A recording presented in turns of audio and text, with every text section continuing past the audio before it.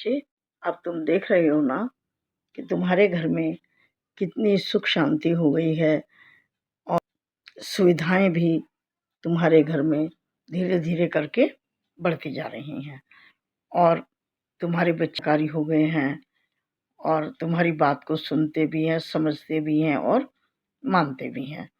तुम्हारे घर का इतना खुशहाल वातावरण जानते हो क्यों हुआ है मेरे प्यारे बच्चे? तुम्हारी अच्छाइयों के कारण, क्योंकि तुमने बहुत लोगों की मदद की है, बहुत ज़रूरतमंदों की तुमने हर तरह से रक्षा भी की और तन मन धन से उनका सहयोग भी किया, है ना? और छोटे-छोटे बच्चों को तुमने किताब कॉपी दे कर के उनको बहुत खुश किया और कुछ बच्चे ऐसे थे कि जो नंगे पैर रहते थे, तुमने उन्हें देखा, उन्हें चप्पलें पहना दी।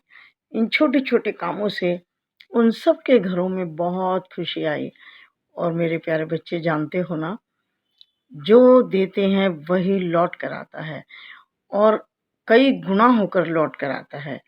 तो जितना तुमने दूसरे के बच्चों को खुशी दी है ना मेरे प्यारे बच्चे, उससे ज़्यादा खुशियाँ लौटकर तुम्हारे घर में आई हैं और तुम इस बात को महसूस भी करते होगे, है ना?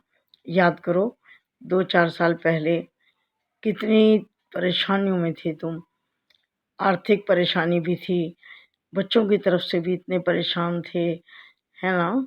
लेकिन अब सब कुछ धीरे-धीरे बदलता जा रहा है।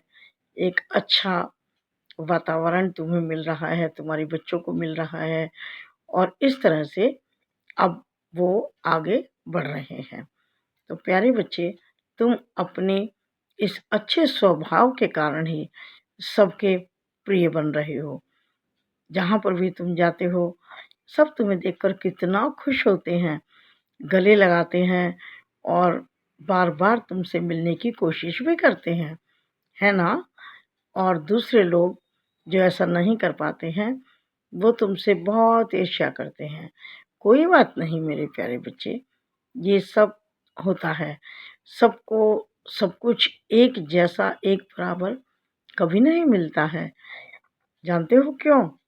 क्योंकि सबके अपने-अपने कर्म हैं और कर्मों के अनुसार ही हमें सुख, दुःख, सुख-सुविधा या किसी चीज़ का अभाव, ये सब हमारे कर्मों का ही लेखा-जोखा होता है।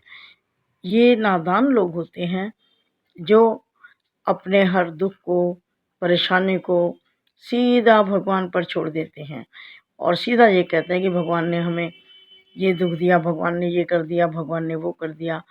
अरे भई, भगवान कुछ नहीं करते। वो हम सबको प्यार करते हैं, हम सब उनकी संतान हैं। वो भला हमें दुखी क्यों करेंगे? क्यों हमें दुःख देंगे? ये सब हमारे कर्मों का फल होता है और इस बात को समझकर मेरे प्यारे बच्चे, हमेशा अच्छे कर्म करने का प्रयास करना चाहिए ताकि हमें अच्छे कर्मों का अच्छा फल मिले और मिलता भी है मेरे प्यारे बच्चे। तो इसलिए किसके पास क्या है, किसके पास क्या नहीं है, मेरे पास किस चीज़ की कमी है, मुझे और कितना चाहिए, क्या चाहिए, इतना सब कुछ तुम्हें सोचने की ज़रूरत नहीं है, क्योंकि मालिक जानता है तुम्हें कब, कितना और क्या देना है और वो देगा। और अभी तक तुमने देखा है कि जिस चीज़ की तुम्हें ज़रूरत पड़ी है, मालिक ने वो तुम्हें मुहैया कराई है। तुम्हें वो चीज़ कैसे भी, किसी के द्वारा भी मिली है। तुम्हारा कोई काम रुका नहीं है ना मेरे प्यारे बच्चे। जिस चीज़ की ज़रूरत होती है, कहीं न कहीं से वो तुम तक पहुँच जाती है।